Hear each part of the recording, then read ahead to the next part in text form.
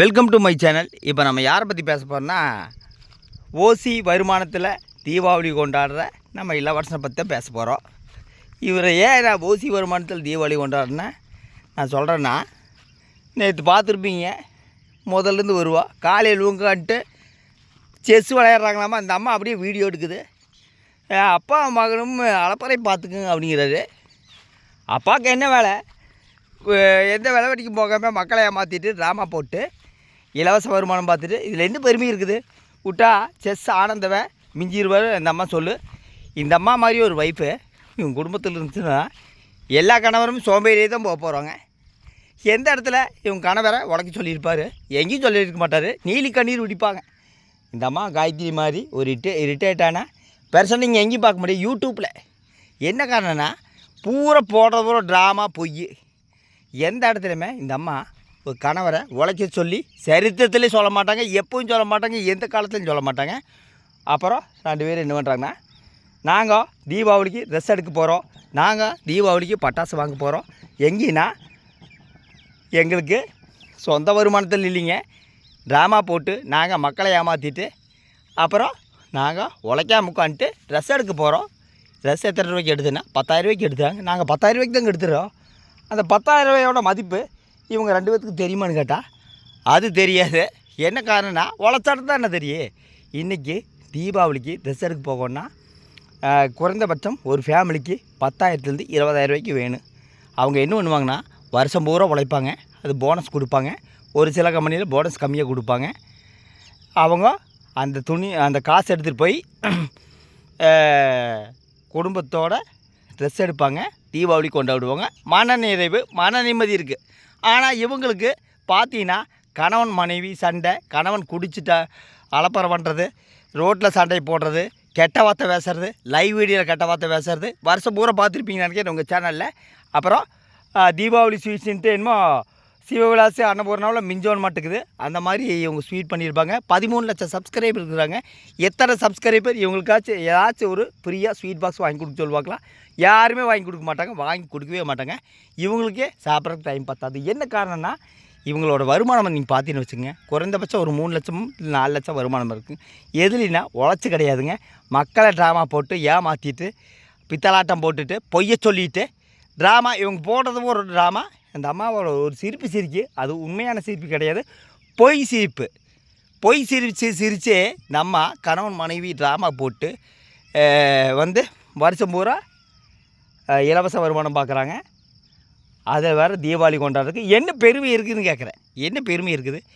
போய் உழைச்சி பாருங்க, அப்புறம் தெரியும். அப்புறம் தீபாவளி திருப்பூர் ஓராரமா, இது வரைக்கும் நான் திருப்பூர்லேயே வந்தது இல்லைங்க. இப்போ தான் துணி எடுக்க போகிறேங்க. அப்போ துணி கடையில் போனால் நான்லாம் சீக்கிரம் எடுத்துகிட்டு போகிறேங்க. மித்தவங்களை பார்த்தா கசகசன்னு எடுத்துருப்பாங்க. இவரை மாதிரி ஒரே சட்டை ஒரு சட்டையை 5 நாளைக்கு போட மாட்டாங்க. எல்லாருமே குளித்து சுத்தமாக தான் இருப்பாங்க. அதனால் ஒரு துணி எடுக்க போனால் ஒரு 3 மணி நேரம் 4 மணி நேரம் ஆகும். இவருக்கெல்லாம் ஒரு நாலேஜுங்கிறது எங்கேயும் கிடையாது. அப்புறம் எல்லாத்துக்கும் ட்ரெஸ் எடுத்தாச்சு. அவங்க அக்கா பையனுக்கு ட்ரெஸ் எடுத்தாச்சான்னு கேட்டால் எனக்கு தெரியாதுங்க. அது அவங்க அக்கா பையனாக கேட்டால் அது அவங்க அக்கா பையன் கிடையாது. அவங்க அக்கா பையனாக இருந்தால் இந்நேரம் இளவரசன் ப்ரெஸ் மீட் கொடுத்துருப்பாங்க. நம்ம இளவரசனுக்கு அந்த பையனுக்கும் என்ன சம்மந்தம்னா அவங்க ஊரில் போய் கேட்டால் தெரியும், நிறைய கமெண்டர் போய் கேட்டால் தெரியும். இளவரசனோட சப்ஸ்கிரைபர்களுக்கு இலவசம் ஏதாச்சும் கெட்டதே பண்ணாலுமே அது நல்லது தான் சொல்லுவாங்க. அதான் இளவரசனோட முட்டாள் சப்ஸ்கிரைபர். மொத்தத்தில் பார்த்திங்கன்னா இளவரசனுக்கு 13 லட்சம் சப்ஸ்கிரைபர் இருக்கிறாங்க. யாராச்சும் ஒரு ஸ்வீட் பாக்ஸு கொடுக்க சொல்லுவாங்களா? கொடுக்க மாட்டார். அப்புறம் நைட்டி பிஸ்னஸ் பற்றி நான் சொல்லணும்னா, நேற்று கோயம்புத்தூர் மாநகர வீதியில் ஒருத்தர் 5 நைட்டி 1000 ரூபாய்க்கு கொடுத்தாரு. நான் அவர்கிட்ட கேட்டேன், நான் 5 நைட்டி 1000 ரூபாய்க்கு கொடுக்குறீங்க, இது கட்டுப்படி ஆகுதா அப்படின்னாரு. அவர் என்ன சொன்னார்னா, ஈரோடு சந்தையில் ஒரு நைட்டி விலை 110லேருந்து 120 ரூபா தான். நாங்கள் மொத்தமாக எடுக்கிறனால எங்களுக்கு கம்மியாக கிடச்சிது, அதனால் 1000 ரூபாய்க்கு கொடுக்குறோம். லாபம் பார்த்திங்கன்னா 70 ரூபா 80 ரூபா. ஆனால் இவங்க நைட்டி விற்கிறது 400லேருந்து 440 ரூபா. இதுலேயே தெரிஞ்சுக்குங்க, நீங்கள் இப்போ இதுலேயே தெரிஞ்சுக்கங்க. 5 நைட்டி 1000 ரூபாய்க்கு கொடுக்குறாரு, ஃபஸ்ட் கிளாஸான நைட்டி. ஆனால் இவங்க பேசுகிறது பார்த்தீங்கன்னு வச்சுக்கோங்க, பெரிய அம்பானி அதானி அளவுக்கு தான் பேசுவாங்க. என்னென்னா காயத்ரி அம்மையாருக்கு எந்த இடத்துலையுமே கணவர் உழைக்கவே கூடாதுங்க, வீட்டுக்குள்ளேயே சுற்றியே இருக்கணும், எங்களுக்கு இலவச வருமானம் வரணும், ஆடம்பரமான வாழ்க்கை. அதில் தீபாவளி கொண்டாடுறதுல என்ன பெருமை இருக்குதுங்க? ஒருத்தர் தீபாவளி கொண்டாடுனா வருஷம் பூரா உழைக்கிறாரு. அந்த உழைப்பில் வர காசில் தான் தீபாவளி கொண்டாடுவாங்க. ஆனால் இவங்களை பார்த்தீங்கன்னு வச்சுக்கோங்க, உட்காந்துட்டு பில்டப் நாயம் தான் பேசுவார். இளவரசர் எந்த காலத்துலேயுமே ஒரு ஒழுக்கமானவரே கிடையாது, பொய்யத்தான் பேசுவாருங்க. அவர் உண்மை சொல்லணுன்னா அவங்க அக்காவை என்னை பற்றி சொல்லுங்க பார்க்கலாம். 2 பையனும் ஒரே ரத்தம் தான்ட்டு இன்ஸ்டாகிராமில் இது போட்டிருப்பார்.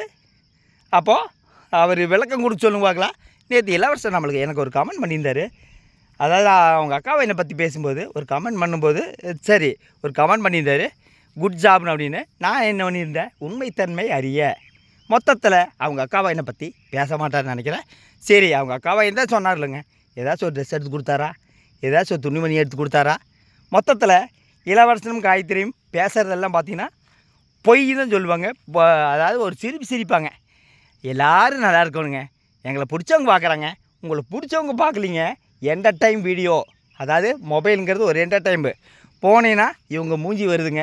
சரிப்பா என்ன தான் பேசிக்கிறான்னு பார்த்து தொலையலாம் தான் பார்க்குறாங்க. மொத்தத்தில் இளவரசன் காயத்ரியும் யாரும் கொண்டாடுற தீபாவளி இலவச வருமானம், ஓசி வருமான தீபாவளின்னு தான் நான் சொல்லுவேன். எல்லோரும் அப்படி தான் சொல்லி ஆகணும். சரி, எப்படி இவங்க தீபாவளி எப்படி 10,000 ரூபாய்க்கு ட்ரெஸ் எடுக்கிறாங்க?